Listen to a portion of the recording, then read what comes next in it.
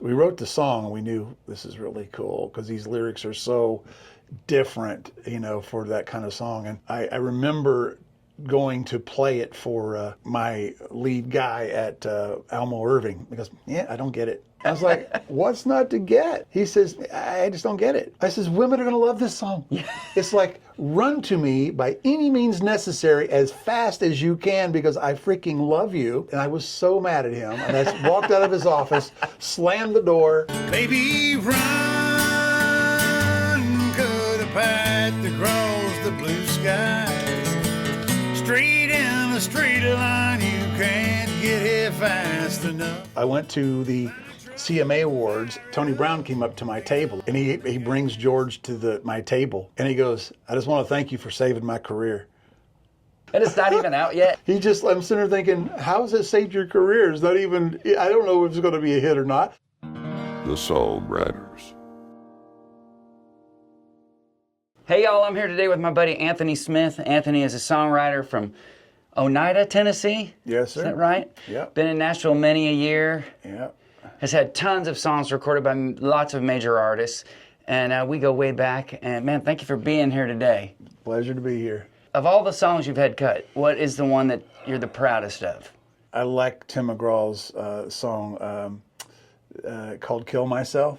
Yeah? And that's one of my favorites. Of course, now everything George Strait did, it was an honor. Yeah. And he did a good job because he stayed true to the demo and the song. Yeah. And you've had multiple George Strait cuts. You've had some big ones. Mm-hmm. I think, gosh, I'm obviously proud of those. From an artistic standpoint, there's a few. There's a song Montgomery Gentry did called Didn't I, which was for the Mel Gibson soundtrack. Yeah. Well, of your George Strait songs that you've written, I know you wrote Cowboys Like Us and you wrote Run. Yes. What's the story behind Run? Where did that come from? Run, it was a melody that I had. I had just signed a publishing deal. It was like 2000. And I had just started blowing up. I'd only been there a couple of weeks, but was getting a bunch of cuts already, which I wasn't expecting. I was just praying for one to keep my deal, And, so I had this melody and a title. And which I generally don't write around a title. I usually start from the first line, which is, I know, unorthodox. But I had this title, and it was really too cheesy and too not wasn't even cliche. It was just I don't even know how you say it, but trite maybe. But it was based off of a license plate, like you would see abbreviated things, and it was using the letter like a RUN. Number 2, me. It was Run to Me. Oh, yeah. And it would be titled like that from like a license plate. Yeah. And so I took that. I had a writing appointment with Tony Lane, and it was a little progressive melodically for something I'd ever heard Tony do at that point. Yeah.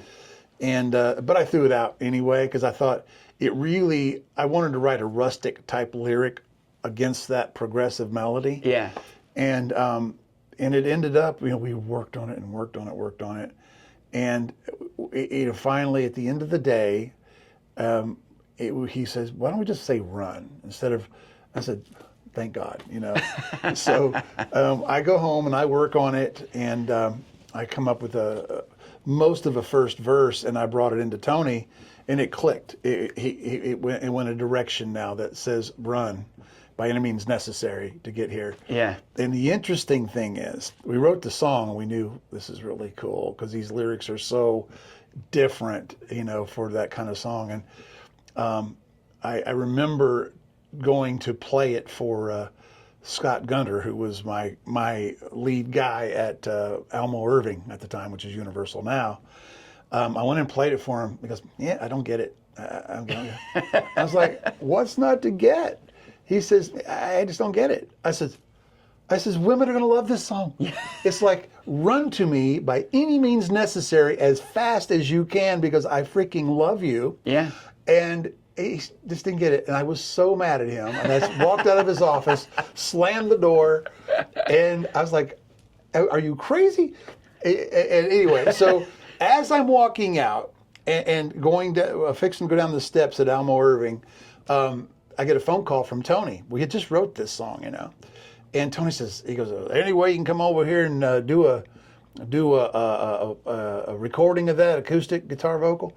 And I said, yeah. He goes, I'm short on my quota this year, because Tony only writes like 10 or 12 songs a year. Yeah. I think his quota is 10. Yeah. And so I said, yeah, man, I'll come right over there. He worked at Famous Music at the time, went down there in the basement of their studio, put that down, and his Pat Finch was the publisher. Yeah. That ran that company. And Pat heard it and just freaked out. He says, oh my God. And so he took the acoustic thing. He called up David Conrad, who ran Almo Irving, not Scott Gunner. Yeah. And he says, this is a smash. You need to get it out. You need to get it to George. Pat Finch took it over to maybe Rascal Flatts and a couple others, and it went on hold with everybody who heard it. Yeah. And obviously George Strait wins that battle. Always. Especially back then, man. Always. Yeah. And so it went on hold immediately with George. And I was just all based off that work tape. And then I get a phone call from George's producer, Tony Brown. And he goes, Anthony, what? Would you mind demoing that for me so I know what you're thinking? I was like, really? Really? Right. George Tony Brown, you know how to produce a record, right? It's like, I'm sitting there thinking, I'm going to have to eat the cost of this, and I'm not going to get any producer credit.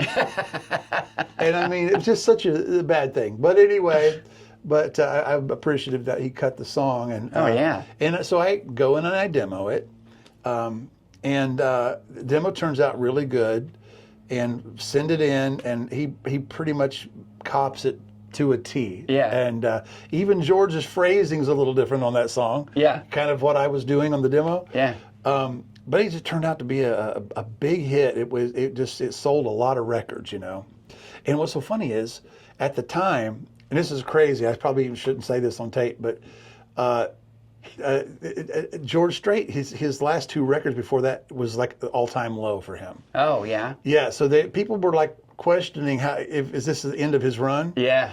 And then when Run came out, it blew up, and he was just top of the game again for years. And so yeah, it was a glorious time to have a George Strait cut. And so I went to the CMA Awards. I did not know. Well, Almo Irving bought me really close seats to the front, and a few of us, the publishers. And I thought, oh, that's great. I'm a new writer, and they're taking me to the CMA Awards. And when they announced George Strait, he comes out and does my song.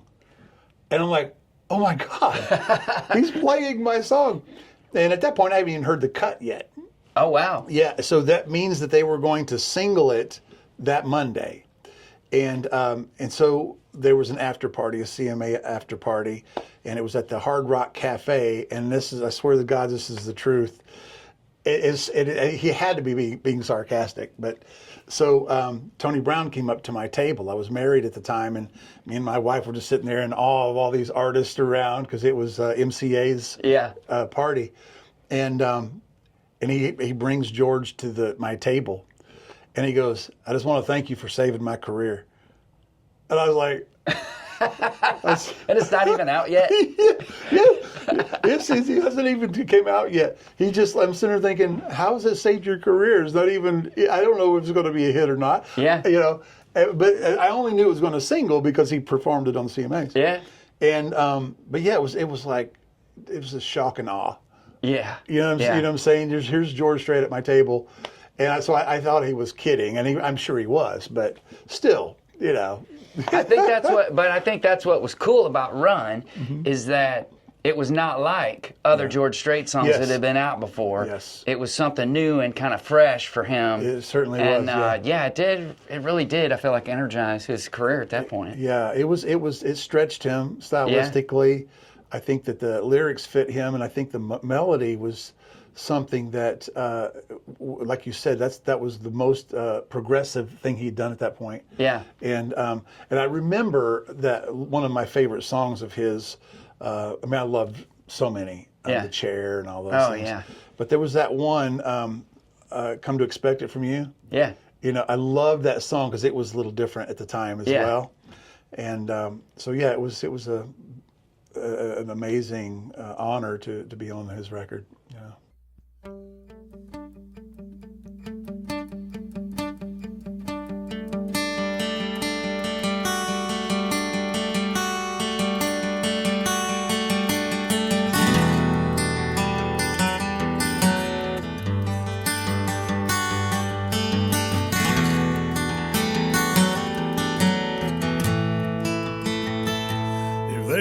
plane or a bus leaving Dallas. I hope you're on it.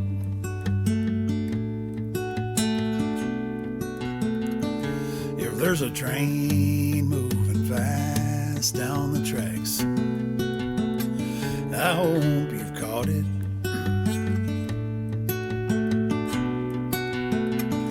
'Cause I swear out there ain't where you ought to be. So get your ride, get your cab, don't you know I miss you bad, but don't you walk to me.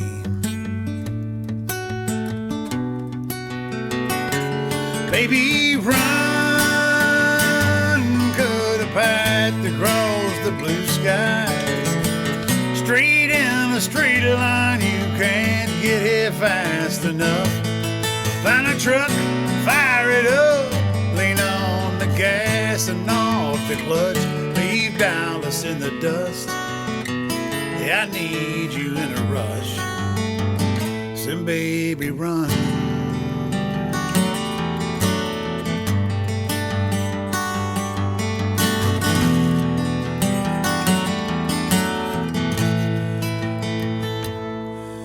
If you can't find a suitcase, get a box or an old brown paper sack.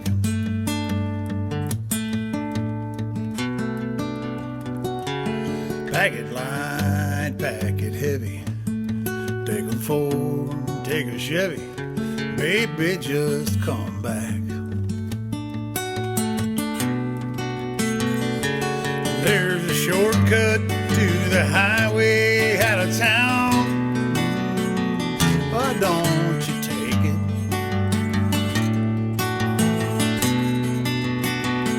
Oh, let that speed limit slow you down.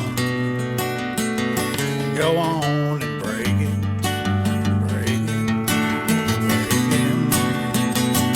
And baby, run, cut a path across the blue skies.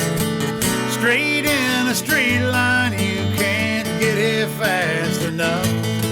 Find a truck, fire it up, lean on the gas and off the clutch.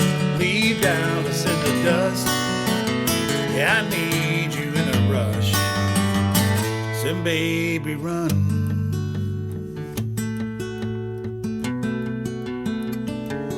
Baby, run.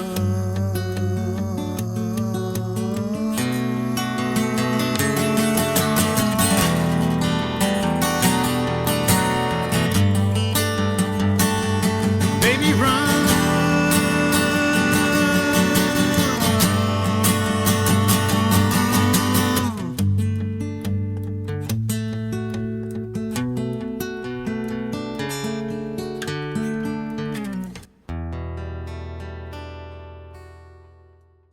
But you not only had one George Strait cut, which most writers would kill for, you've had two or more. I've just had the two. Yeah. And I never pitched a lot of songs to George because I was writing so many different styles. Yeah.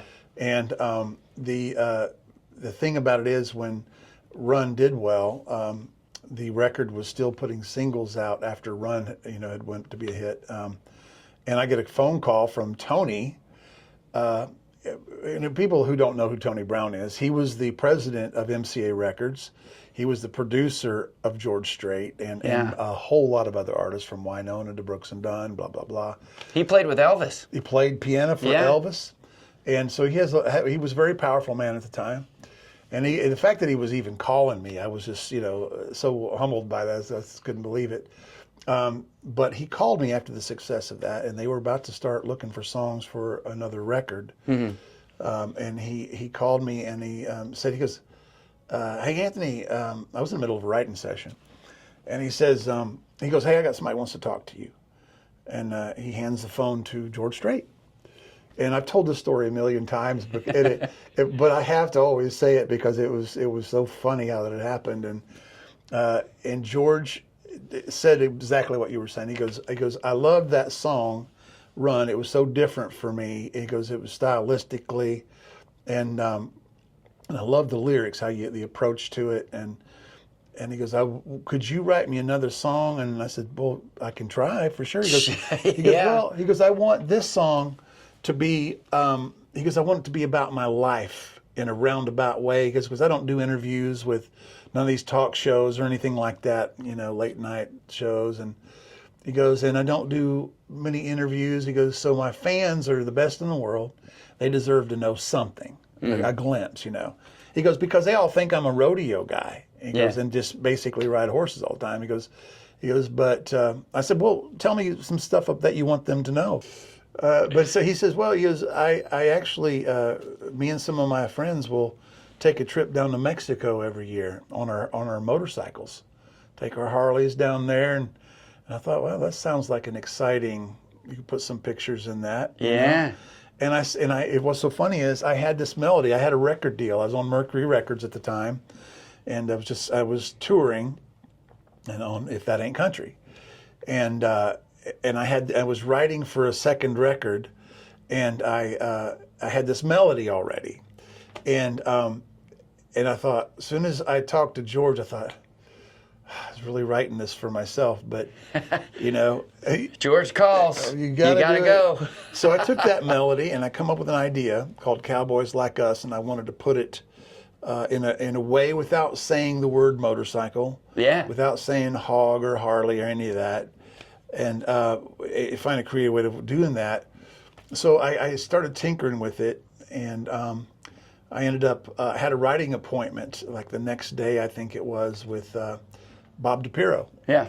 And so I went in there and I told him, I said, Tony just called me and he wants a song like about his life. And I said, I get this idea that's really vague, but it's enough for people to wonder what it's about, and hopefully pull them in. And we wrote it, and I sent the work tape, the acoustic work tape, to George and Tony, and George and his wife, it was on a cassette. Yeah. And George and his wife took a little cassette player and listened to it all the way back to Texas. And when he gets there, he calls it, freaking loves the song. And then I get another phone call from Tony. Would you mind demoing that song so I know what you're thinking? I said, Tony, I didn't say, listen, this time. Yeah, it was some credit, man. So I go in, I do the arrangement for all of this, and again, to Tony's credit and George's credit, they stayed true to the demo, and did a great job. And so yeah, that's kind of how that went down, and makes for a good story.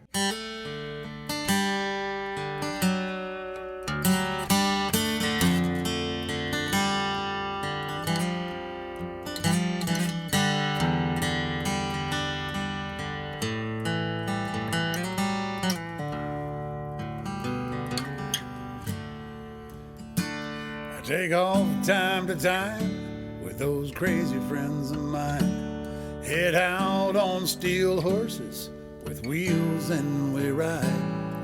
We burn up that road to old Mexico, blend in with the desert, just we amigos, and we roll. Cowboys like us, sure do have fun, racing the wind, chasing the sun. I take the long way around, back to square one.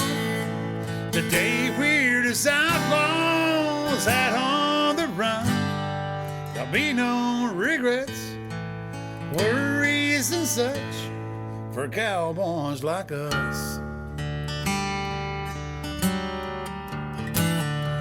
We talk about living, babies and women, all that we've lost and all we've been given.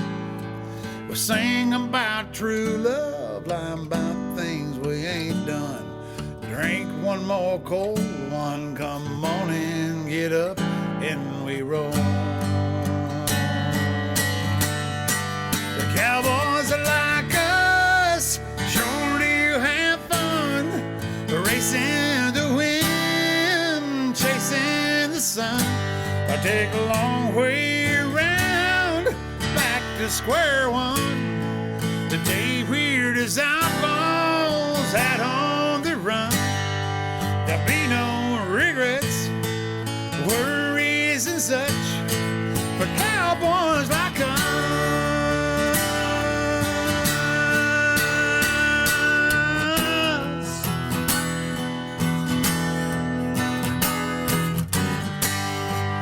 Well, the cowboys like us sure do have fun. They're racing the wind, chasing the sun. I take a long way around, back to square one. Today we're as outlaws out on the run. There'll be no regrets, worries and such for cowboys like us.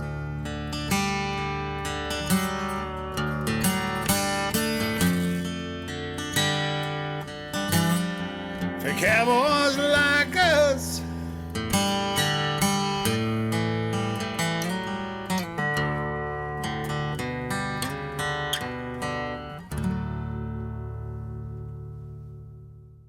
If people want to find you online, where do they go?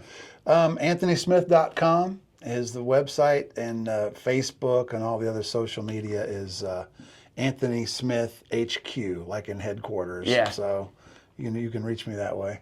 Look for Anthony Smith on the road, and we'll see y'all next time. The Songwriters.